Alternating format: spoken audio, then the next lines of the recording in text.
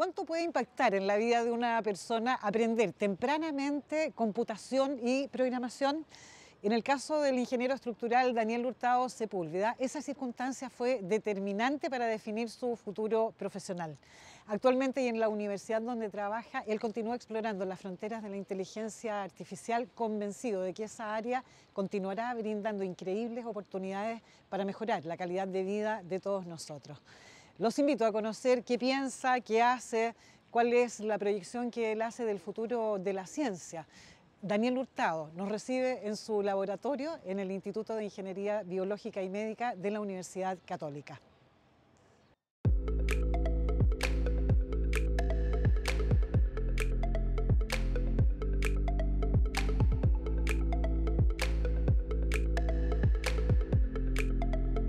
En esta serie conversaremos con diferentes personajes del mundo de las artes, la ciencia y las humanidades para conocer su mirada y entender el presente.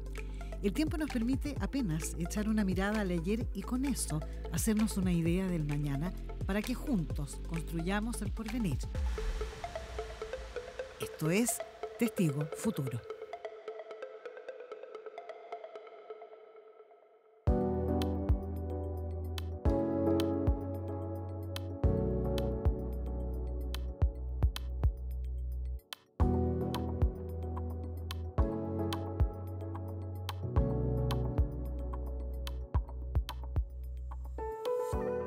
Hay un científico que me gusta mucho, que es Theodor von Karman, que era profesor en Caltech, que decía que la ciencia trata de explicar el mundo como es, pero la ingeniería trata de crear el mundo que todavía no existe. Y yo creo que la bioingeniería, o la ingeniería biomédica, es justamente una combinación de esas dos cosas, de ciencia y de la ingeniería más de crear cosas, ¿ya? La ingeniería biomédica trata de resolver los problemas más urgentes de la salud humana. Trata, en el fondo, de usar herramientas muy fundamentales que existen de manera interdisciplinaria dentro de la ingeniería biomédica. Es una especialidad dentro de la ingeniería que tiende un puente entre lo que es la biología, la medicina y la ingeniería propiamente tal. Yo tengo una vivencia muy marcada a los 7 años, cuando mi papá llega un día a la casa con uno de los primeros computadores portátiles. Esto fue hace mucho tiempo atrás, los computadores portátiles eran completamente una novedad. Entonces me acuerdo que llegó con el computador y con una revista también, en donde empezamos había un montón de programas, mi papá es ingeniero, entonces estaba preocupado de resolver algunas ecuaciones, pero alguno de esos programas era un juego. Me acuerdo perfecto, era el Space Invaders, ¿ya? Que es este juego de la nave que tiene que cazar a algunas otras naves que están arriba. Este computador eran puras letras, era todo en el fondo monocromático, ¿no es cierto? Y el código eran unas cosas así, un montón de código, ¿no es cierto?, computacional, en la época muy complejo. Estaba escrito en BASIC, me acuerdo. Y un fin de semana nos sentamos los dos a programar ese juego dentro del computador. Y entonces ahí como que yo me maravillé. Inmediatamente dije, oh, increíble, como estar escribiendo todas estas instrucciones. Y me pasaron muchas cosas. Bueno, la primera de ellas es que cuando terminamos de programar el juego y funcionó, estuve muchas horas entretenido jugando Space Invaders en el computador, ¿ya? Pero la segunda que quizá me marcó para el resto de mi vida, ¿no es cierto?, y de todo lo que hago hoy en día, fue que me di cuenta que uno a través de un computador podía crear cosas nuevas, podía crear algo que no existía y podía darle instrucciones y probar también si esas instrucciones generaban algo nuevo o no.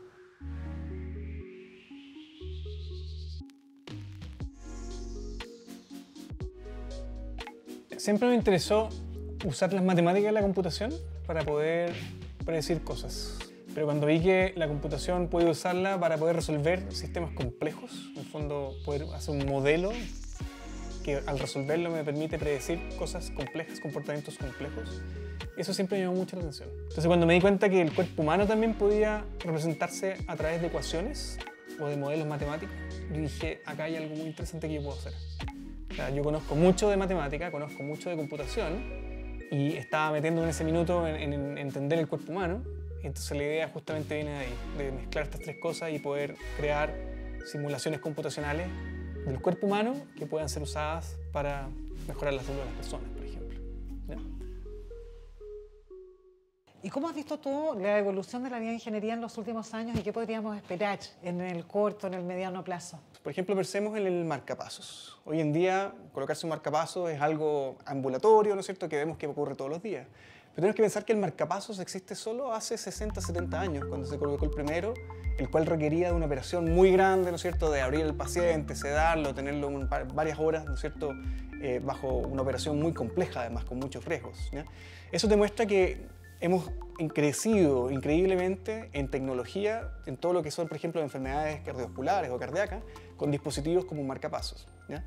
Otro ejemplo que a mí me gusta mucho y que es muy atingente con la pandemia hoy en día del COVID-19 son los ventiladores mecánicos.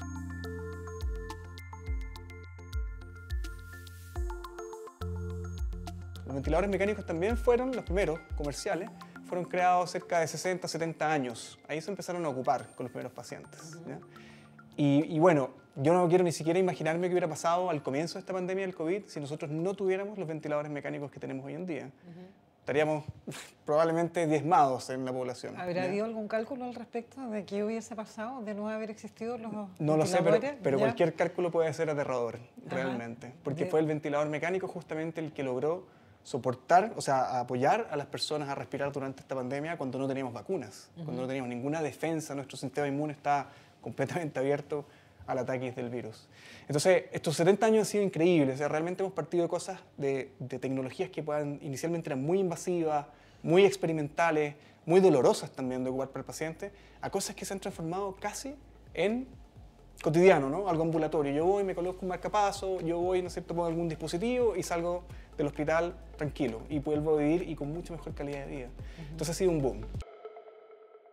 ¿Se imagina las ventajas que tendría poder evaluar la eficacia de un procedimiento médico en un paciente virtual, es decir, simulado en un computador, antes de aplicarlo en un paciente real? Bueno, con ese propósito, Daniel Hurtado ha venido trabajando en el modelamiento matemático y computacional de pulmones y corazones virtuales, con sorprendente éxito y con gran reconocimiento a nivel nacional e internacional. ¿Cómo lo ha hecho? ¿Qué beneficios podría tener su trabajo para la calidad de vida de todos nosotros? Es parte de lo que él mismo nos va a contar a continuación. El pulmón y el sistema respiratorio, desde el punto de vista de modelamiento computacional, es algo que recién está partiendo. O sea, han habido algunos intentos a nivel mundial, han habido avances, pero si uno lo compara, por ejemplo, con lo que se ha hecho en el corazón, está todavía más en pañales. Sin embargo, yo creo que las enfermedades respiratorias están tomando una predominancia increíble. O sea, el COVID-19 nos mostró de este virus respiratorio y lo importante que es realmente conocer el pulmón y la ventilación mecánica. Pero también está, por ejemplo, la contaminación, ¿no es cierto? En muchos países que tienen niveles de contaminación muy altos y en los cuales empezamos a ver que se produce enfisema o exacerbaciones, ¿no es cierto?, de enfermedades pulmonares, etc. Entonces, las enfermedades respiratorias son tremendamente importantes y vamos a necesitar más tecnología y ciencia para poder abordarlas. Y cuando tú haces modelamiento, ya sea de corazón o de pulmones, ¿es un modelamiento personalizado? ¿Son estandarizados? ¿Cómo? Son modelamientos personalizados. Nuestro objetivo es la medicina personalizada computacional, ¿ya? Entonces tomamos mucha información basada en imágenes médicas principalmente, pero también puede ser información del paciente, por ejemplo, algunos parámetros que se pongan al ventilador mecánico también son un input para nuestro modelo computacional.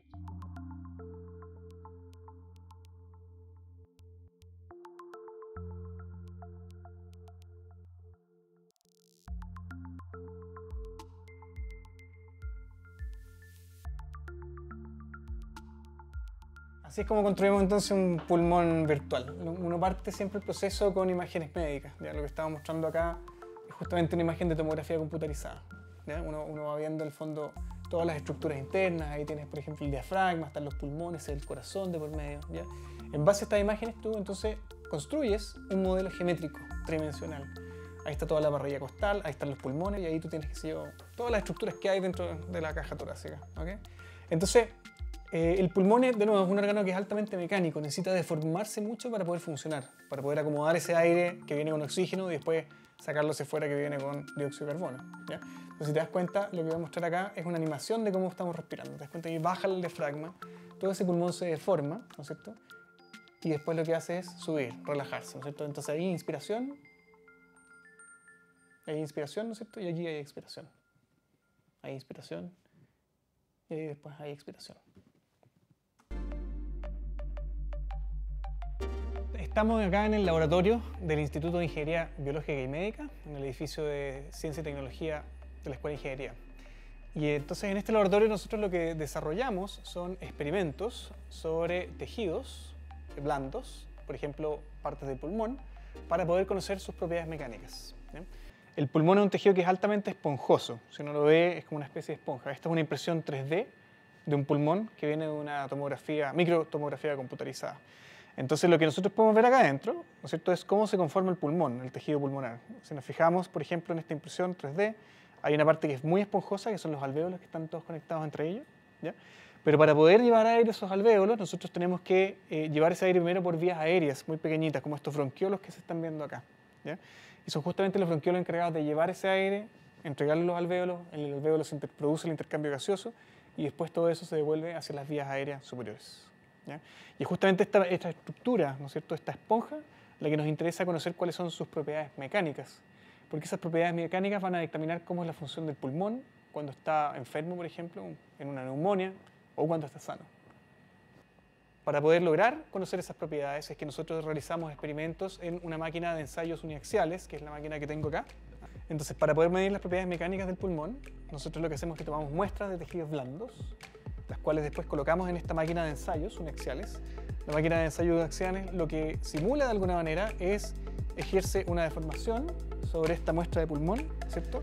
Y entonces la empieza a deformar, empieza a ver cómo se está comportando ese pulmón, pero aquí en una muestra muy chiquitita.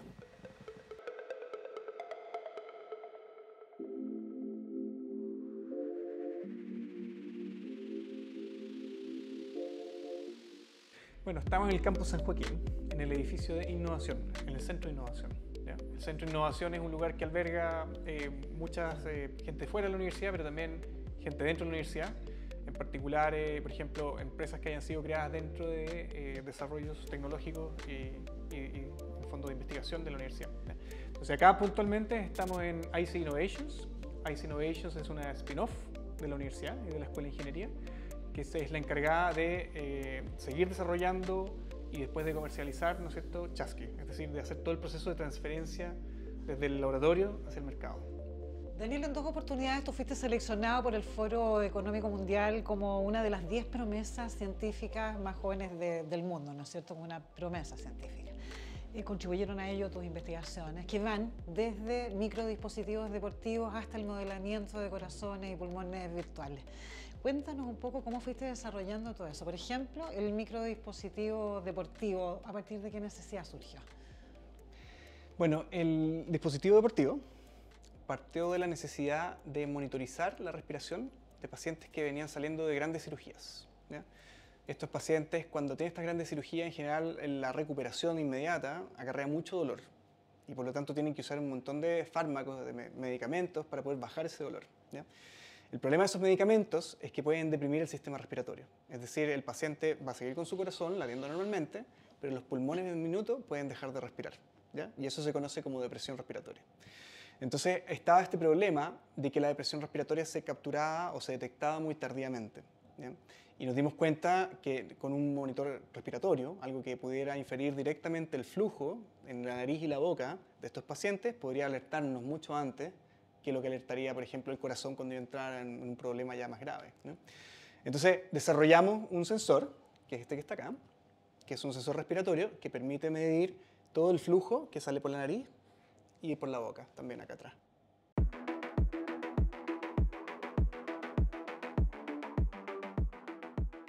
Acabamos de hacer un test de esfuerzo, en donde le pedimos a un sujeto, un deportista, que usara Chasqui, ¿no es cierto?, que es nuestro dispositivo, ¿ya? Entonces, a través de este dispositivo va a medir un montón de señales de actividad respiratoria que finalmente van a ser almacenadas en un celular, ¿de acuerdo? Entonces, Chasqui se conecta a un sensor que se conecta al celular. Y el celular, a su vez, esos datos los manda a la nube, ya vía internet, ¿okay? Entonces, en la nube se procesan todos estos datos, ¿ya?, de actividad respiratoria.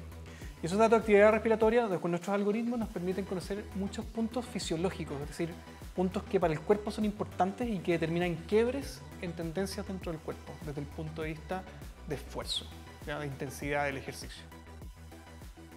Esta es la iteración 1000, porque el primero de todos era muy grande, digamos, ¿te das cuenta? Pero esto es lo que hace la innovación, ¿no? Uno sigue trabajando, iterando sobre un prototipo y lo mejora y lo mejora. ¿Y qué tiene adentro eso?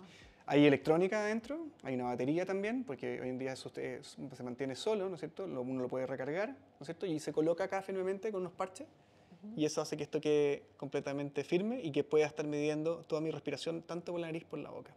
Todos esos datos finalmente terminan en este reporte que está acá, que les estoy mostrando en pantalla, ¿ya? Y entonces en el reporte en particular nosotros podemos ver información de la potencia, entonces, ¿no es cierto?, que son estos escalones que uno parte desde un nivel basal y empieza a tener incrementos en la medida que va haciendo ejercicio y va subiendo en el tiempo, ¿ya? El segundo gráfico que está acá es el de frecuencia cardíaca. La frecuencia cardíaca va mostrando una tendencia de cómo se comporta el corazón, cuántos latidos por minuto va en el tiempo, ¿ya? Y aquí lo que comentaba recién es que vemos una tendencia que es bastante lineal. El corazón no es capaz de demostrar demasiados quiebres, ¿no?, sino que más encima sigue un poco lo que va viendo acá la tendencia del ejercicio, ¿no es cierto?, de la intensidad. Ahora, lo interesante y el dato que nosotros aportamos como Chasqui es este dato que está acá, que es la frecuencia respiratoria. Y la frecuencia respiratoria da una muestra de lo que es la actividad respiratoria, en el fondo del sistema respiratorio, cuánto oxígeno está entrando a los pulmones para hacer intercambio gaseoso, ¿ya? Y eso entonces nosotros vemos que tiene una tendencia que no es lineal necesariamente, sino que va teniendo quiebres, ¿ya?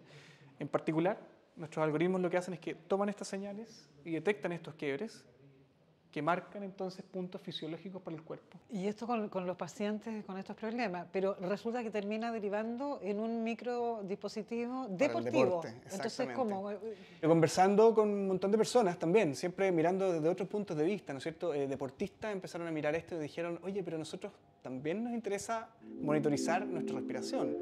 Y empecé a conversar con ellos y me dicen, de hecho, cuando nosotros hacemos deporte de largo rendimiento, ¿no es cierto?, triatlón o ciclismo o natación, necesitamos mantener nuestro ejercicio por debajo de una cosa que se llama el umbral anaeróbico. Es decir, cuando se acaba el oxígeno y empiezo a quemar un montón de cosas y me empiezo a sentir mal, mi cuerpo y todo, yo necesito hacer ejercicio justo antes de llegar a ese punto. Y la manera de determinar ese punto se hace de manera respiratoria, no se hace con un monitor cardíaco. Y ahí fue donde nosotros dijimos, mira, aquí hay una aplicación increíble en el deporte, donde es mucho también, donde de partida le entregamos una herramienta que es extremadamente útil para ellos, porque si no tienen que ir a evaluarse en un laboratorio con máscara de gases, es todo un proceso muy complejo, ¿ya? Pero que se los disponibiliza, de alguna manera les abre el laboratorio, ¿ya? Y entonces les entrega esta información de manera muy simple. La inversión en ciencia es fundamental para todos los países que están creciendo, sobre todo nosotros, un país en desarrollo. Pero esa inversión también tiene que encontrar una masa crítica de científicos que se juntan, ¿no es cierto? Y que tú puedas plantear grandes proyectos o grandes objetivos que tú quieres, en el fondo, poner como un desafío a los científicos de un país, pero al mismo tiempo tienes que poner a disposición, ¿no es cierto?, esa masa crítica de personas y también ese financiamiento, ¿ya?